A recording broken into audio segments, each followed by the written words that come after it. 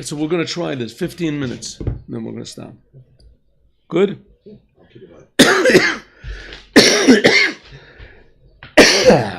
Good morning, everyone.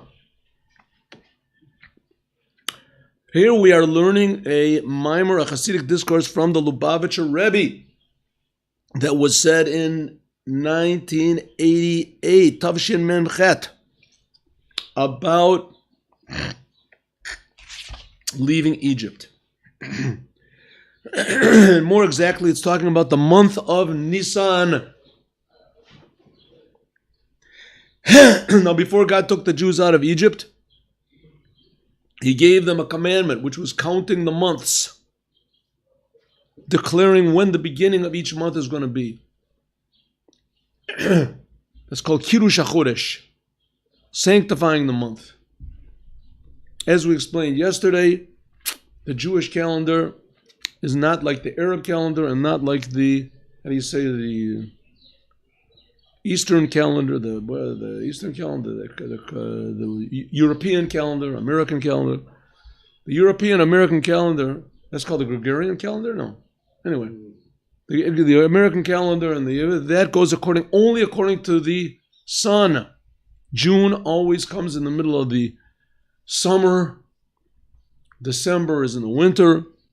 It has absolutely nothing to do with the moon. The first day of March can be a full moon, a half moon, makes no difference whatsoever in the American calendar. The Arab calendar only depends on the moon. Their holidays, Ramadan and whatever, the months are not dependent at all on the seasons. The same month can appear one year in the middle of the summer and then several years later in the middle of the winter. And the Jewish calendar depends on both. Is worked on both. It goes according to the sun. In other words, the months that there are of the year always appear on the same time of the season. Nisan, the month of Nisan, always has to be in the spring.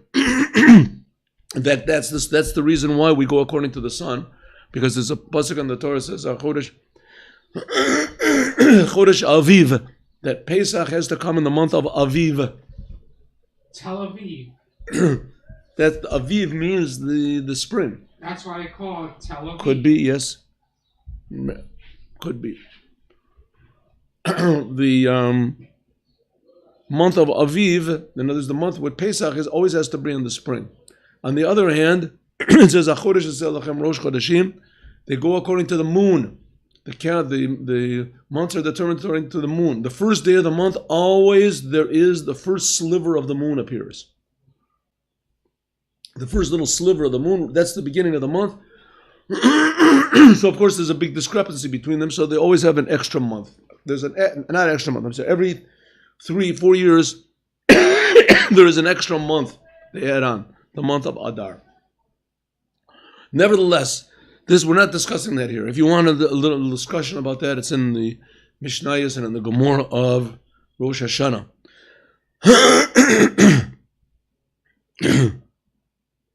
So, the month is very, very important according to Judaism. The month is very important because the word month means new. It's a renewal of energy, not only of the moon. The moon just signifies that there's another different type of renewal that's coming. And even more, like we talked about yesterday, the Jewish people have another unusual thing in their calendar. The first day of the year is Tishrei. That's when Rosh Hashanah is. Rosh Hashanah is the day that Adam was created, the sixth day of creation.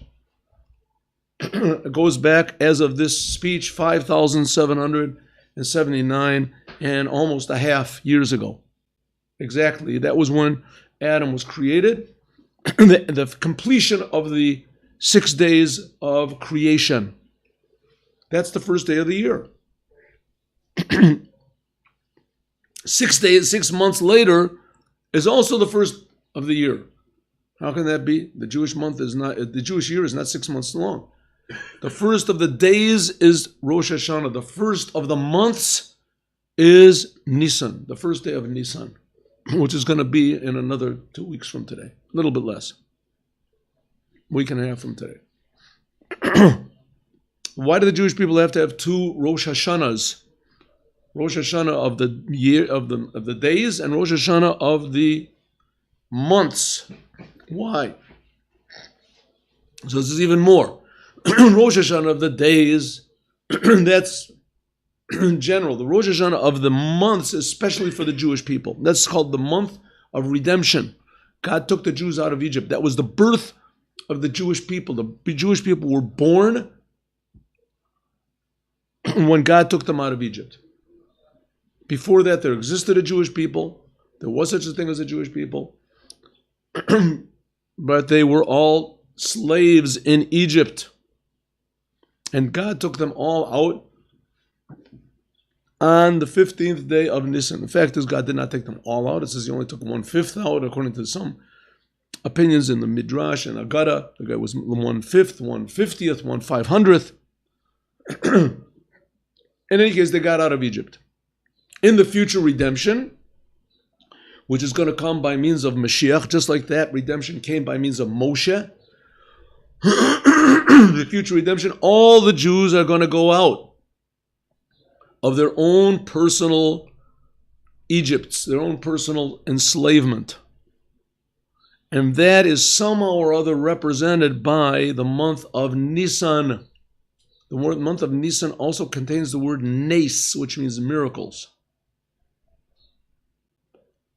When the Jews went out of Egypt the first time, there were tremendous miracles, unexpected.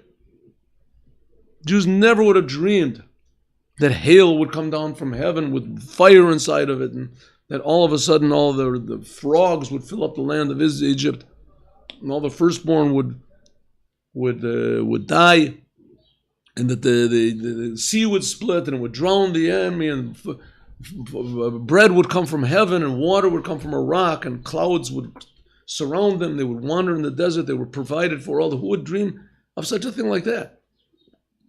Incredible miracles. Why? So that's the month of Nisan. The month of Nisan started off these miracles.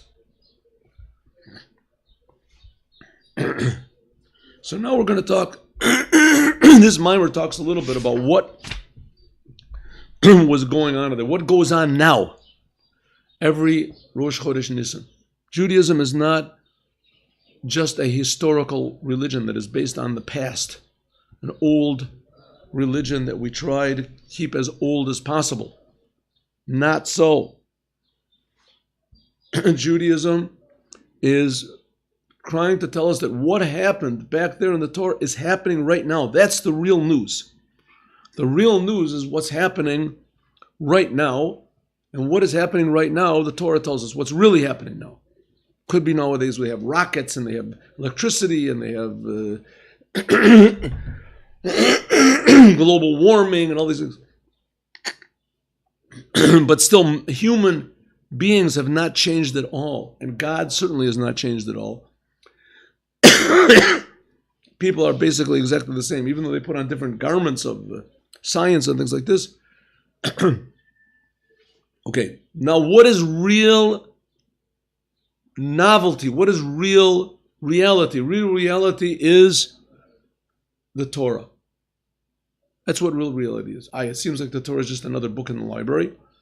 How could it be? The world encompasses the Torah. The Torah is just part of the world, right? It's wrong. Wrong. Of course, the Torah is a book in the library. You can take it out. It's one book. But the fact of the matter is that the world is part of the Torah.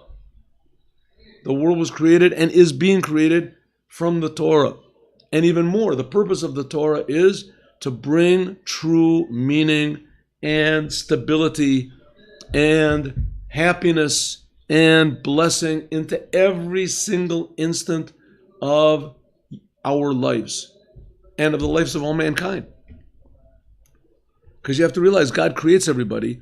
He doesn't create everybody for nothing.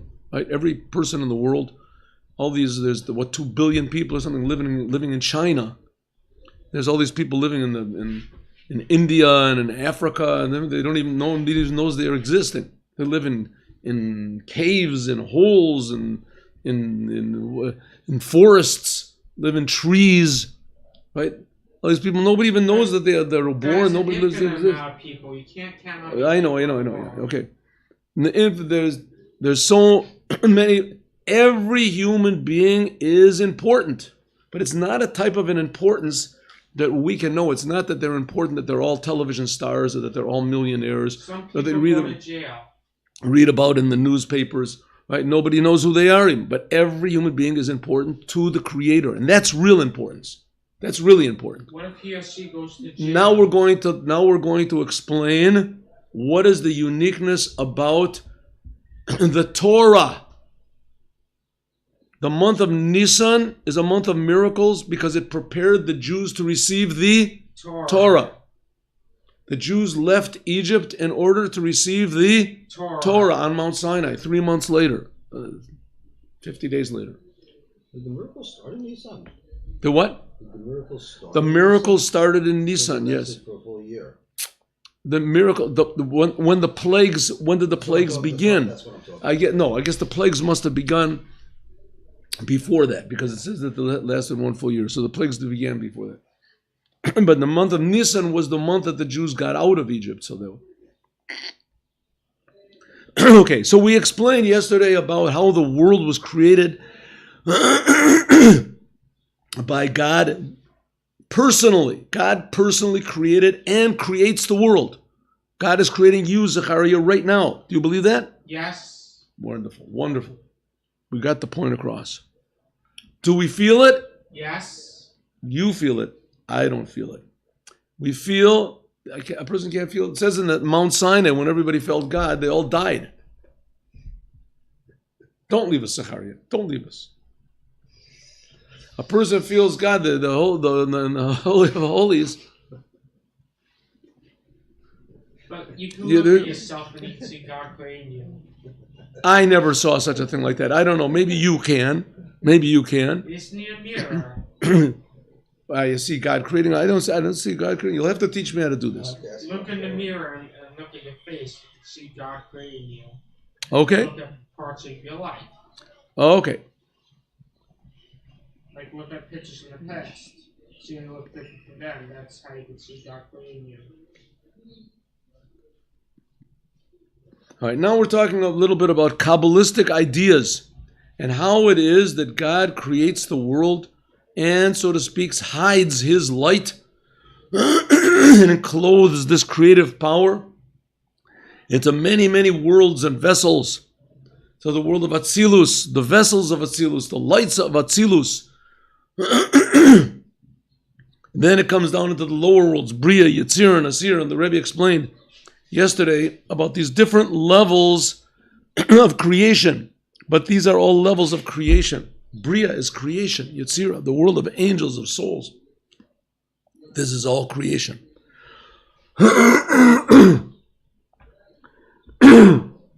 All right, let's make a little break here.